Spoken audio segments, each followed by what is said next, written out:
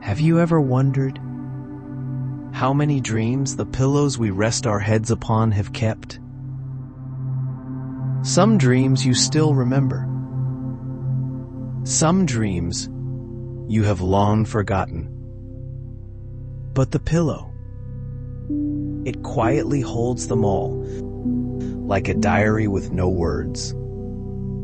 Tonight, I will tell you a story. Not exactly mine, not exactly yours, but a story belonging to an old, worn pillow. One that has witnessed countless dreams, longings, and midnight whispers. If you're ready, close your eyes, take a deep, steady breath, and let your own pillow guide you into the memory of the cotton pillow. In a dusty attic, amid yellowed boxes and faded family photographs, there lay a small pillow, forgotten. No one touched it. No one remembered ever sleeping on it. No one even gave it a name, because it never had one. But if you moved closer and placed your ear against it, you would hear something strange. The pillow was whispering, not with words, but with the broken breaths of memories. Light, like dreams on the edge of dissolving, yet still clear enough to tug gently at your heart. I am an old pillow, not the softest kind, nor do I smell of lavender like the ones in storybooks. But I once cradled hundreds of heads and countless dreams, soft as mist, heavy as tears. There was the first dream of a little child who had just learned to speak, dreaming of flying among floating whales in the sky. There was the final dream of an old woman, dreaming of being 13 again, standing beneath a tree that had never been planted anew. Those dreams never disappeared. They seeped into the cotton, silent as the scent of hair, and the pillow remembered them all.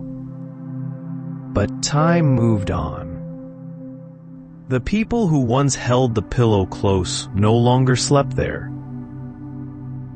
They grew up, left for school, got married, passed away, and the pillow, once cradled close to beating hearts, was moved up to the attic, forgotten like an old relic no one needed anymore. No one needed it, except the dreams once entrusted to it. How many years had passed? The pillow didn't know. It had no clock. It only remembered the last head it held was a girl, quietly crying. It still remembered that sound, the muffled sobs that never broke free. And the pillow longed to feel another resting head, not for newness, but for belief. One day, the house was opened again. New footsteps echoed through the halls. A little girl named Lena had come to live with her great-grandmother. Curious, like most children, but with eyes a little slower, a little deeper than her age would suggest. When Lena climbed up to the attic in search of old storybooks, she found the pillow. Old, misshapen, its fabric worn and fuzzy. But when she touched it, The pillow quivered.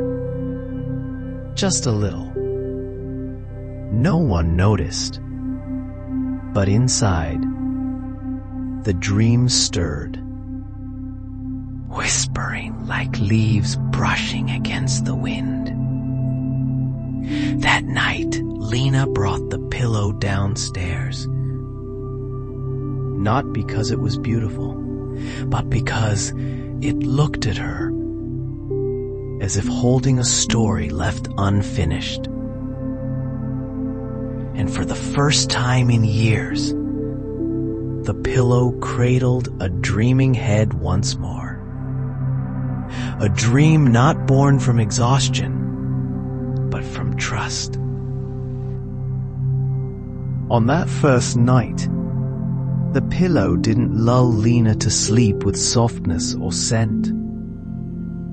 It cradled her with memories. And though Lena didn't know why, she slept more peacefully than she ever had before. On the first night, Lena didn't dream of anything clear. Just a feeling. Something very soft. As if something warm was curling around her neck, gently patting her back, the way her mother used to when she was small. But by the second night, the dreams began. She found herself standing in the middle of a flower field, a place unlike anywhere she had ever been. Above her, giant whales swam slowly through the clouds, sprinkling stars down like rain. A boy was running. No name, no face. But when he turned to look at Lena, he asked, "Have you seen my mom? I fell asleep while looking for her." Lena didn't know how to answer. But just as she took a step toward him, the wind shifted, and the scene changed.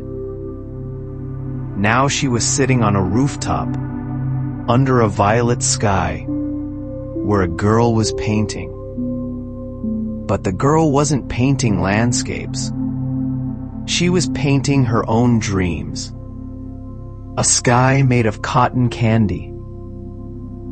Trees sprouting from books. Laughter bottled inside glass jars. Each stroke the girl painted floated up from the paper and became real. And Lena realized these weren't her dreams. They were dreams being kept. The scene shifted again. Now an old man sat by a window, holding a faded photograph. He didn't speak. He just stared out at the rain. And Lena heard, not with her ears, but as if the thought floated from him like smoke.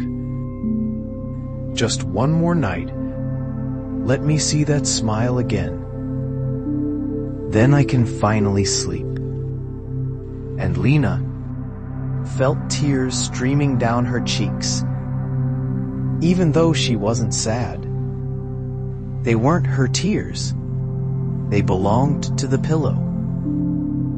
When Lena woke up, the sun was already rising. She sat up slowly, her hands still resting on the pillow. Her heart was beating faster than usual.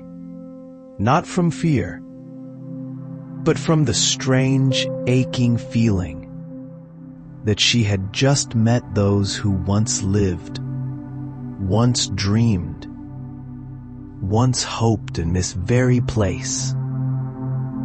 She didn't tell her great-grandmother. She didn't write it down. But that night, before falling asleep again, she ran her hand gently over the pillow and whispered, "I'll keep them safe." And the pillow warmed beneath her touch, like an old soul who had waited a very long time to be trusted once more. That was how Lena's journey began. Not with curiosity, but with compassion. Because there are some dreams, and if no one remembers them, they remain trapped forever in silence.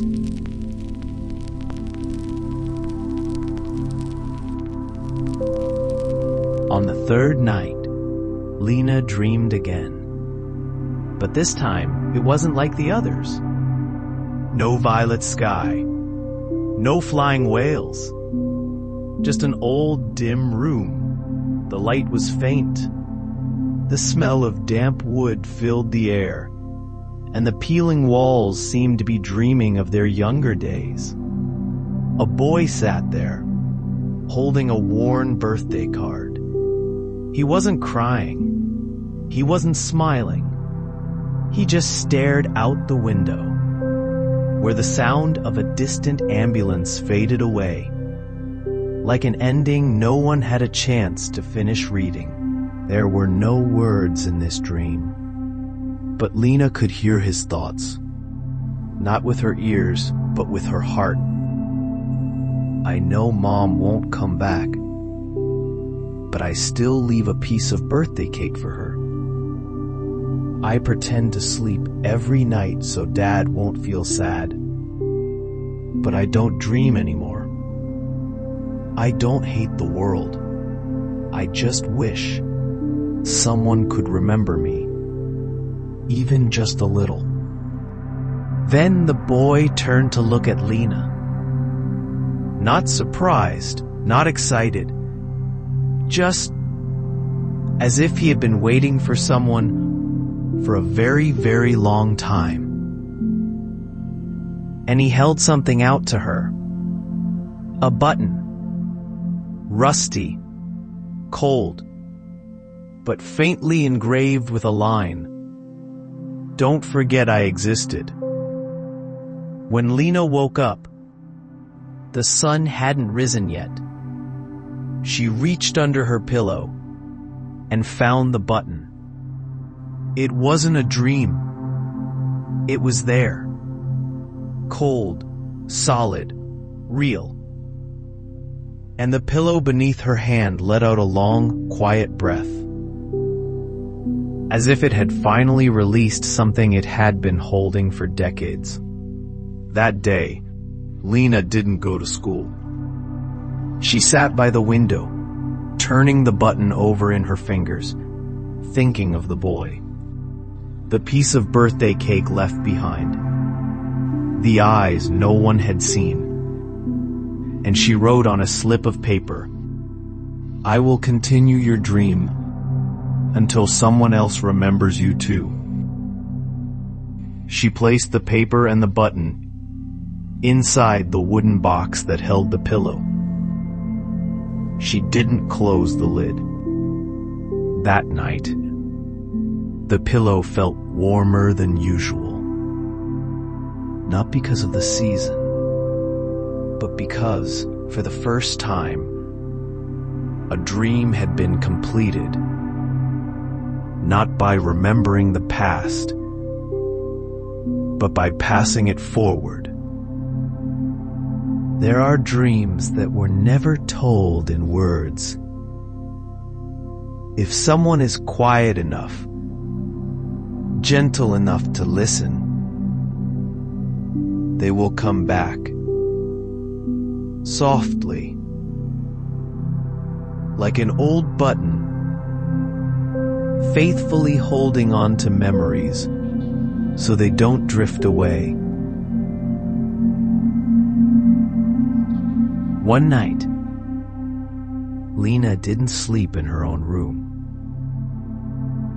She brought her pillow into her great-grandmother's room because the night had turned colder and her great-grandmother was coughing often. She only meant for the pillow to help her grandmother sleep a little more comfortably. But when the pillow touched the nape of the old woman's neck, something stirred slowly, deep inside a memory long forgotten. Her great-grandmother drifted into sleep without noticing. But in her dream, she became a 15-year-old girl again, sitting beside the village well, holding a small blue notebook. It was springtime. The scent of damp earth, the smell of wet hair, and the faint trace of someone she hadn't remembered for nearly half a century. That someone was the sister she had lost when she was still a little girl. In the dream, her sister didn't speak. She simply sat beside her, tapping a finger gently against the notebook and smiling. A smile that said, "I never really left." When her great-grandmother woke up, the sky was still dark, but the pillow remained warm, and a tear had soaked into its cotton. Not from a child, but from a memory that had been locked away for a very long time. She didn't tell Lena about the dream. She simply gazed at the pillow for a long while, then whispered, "You wouldn't know, but this once belonged to my sister, before I ever had children of my own." Lena looked at her. She didn't ask anything, but her hand gripped the edge of the pillow tightly, as if thanking it for remembering when people had forgotten. That day, her great-grandmother seemed different. She made a soup no one had tasted in a very long time.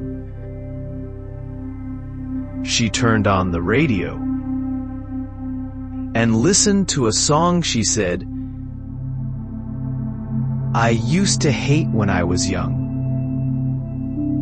but somehow, now it sounds beautiful."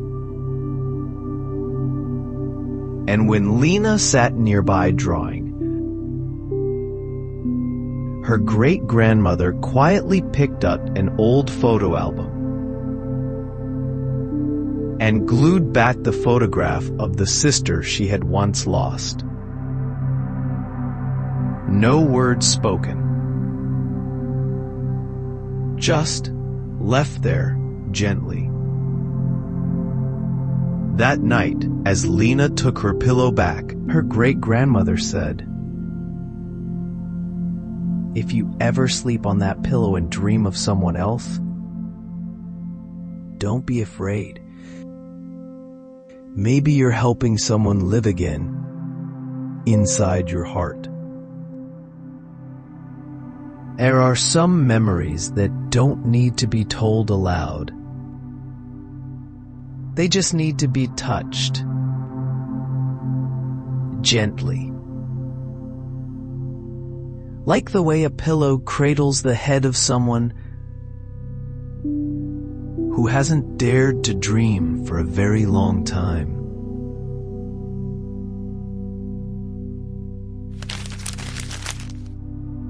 One morning, after dreaming of a stranger, Lena sat up, opened an old notebook, and began to write.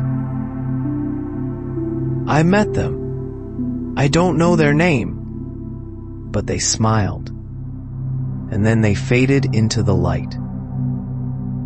From that day on, every night after a dream, she would write it down. Some dreams were as sad as the last evening of autumn.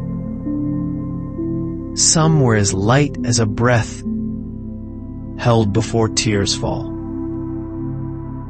And some dreams were almost nothing, just one hand holding another amidst a black sea. One day, Lena brought her notebook to school. When the teacher asked the students to write about their holiday, Lena raised her hand. I didn't go anywhere, but I dreamed for others. The class laughed, but a boy sitting nearby whispered during recess, "Did anyone in your dreams seem like they were looking for something they forgot?" Lena nodded, and she showed him a page. Slowly, something strange began to happen. Children started coming to Lena, not to play, but to listen to the old dreams of others. One asked if he could draw the violet sky. Another copied down the words of an old man who once wept in a dream. Live slow enough to remember you're alive. One day, Lena made a little corner in her room. She called it the Library of Dreams. No thick books, just sketch pads, old photographs, and hundreds of handwritten pages taped to the walls. Each piece of paper carried a memory, a phrase, a moment that didn't belong to Lena, but that she guarded as if it did. And beneath each note, she wrote, "If you need it, you can continue this dream." One afternoon, a classmate asked, "Aren't you tired, holding so many dreams for others?" Lena only smiled. "I'm not holding them. I'm just helping them remember, so they don't have to carry it alone when they sleep." And so the cotton pillow, now resting on Lena's bed, was no longer just a keeper of dreams. It had become a gatekeeper of memory. Each night when Lena slept, the pillow would choose a dream, like picking a well-worn book from a shelf. And Lena would step into it, not to watch, but to sit beside someone who simply needed to be heard. Maybe each of us has a forgotten dream left somewhere behind. And maybe, somewhere out there, someone is gentle enough to pick it up, place it on a page, and write this line: "This is where your dream is listened to once again."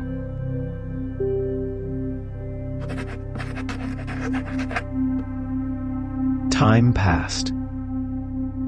Lena grew up. Her face no longer round like before. Her hair longer. Her gaze deeper. But the cotton pillow remained,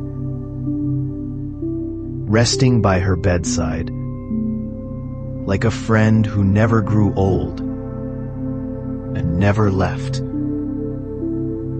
In the later years, Lena didn't dream as often. Not because she forgot how, but because she had already given back most of the dreams she once held.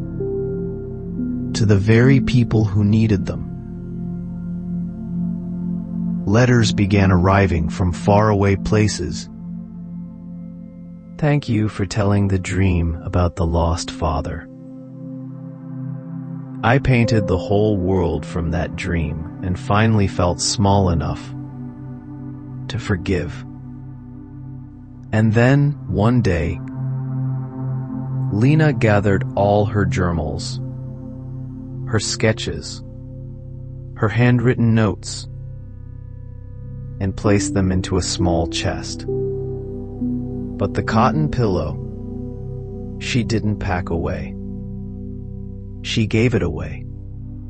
It was a cool, quiet autumn afternoon. A little girl from a newly moved-in family sat outside on the porch, hugging her own pillow, restless, unable to fall asleep. Lena walked over. She didn't say much. She simply placed the cotton pillow in the girl's lap and said, "It knows how to hold dreams for others, but only if you truly want to remember." The girl looked up, blinking. "What if I don't have any dreams?" Lena smiled. "Then you can hold the dreams of someone who once forgot theirs." And so the cotton pillow was cradled in new arms again. Smaller arms, lighter, but filled with hope. And Lena walked down the narrow alley, her back straight,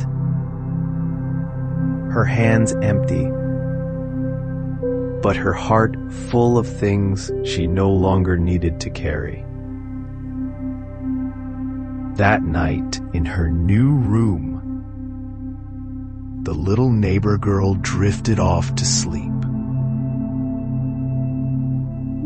And in her dream, someone whispered softly in her ear, "You may not know who I am, but once I cradled a little girl much like you. And now, I'll cradle you if you need me."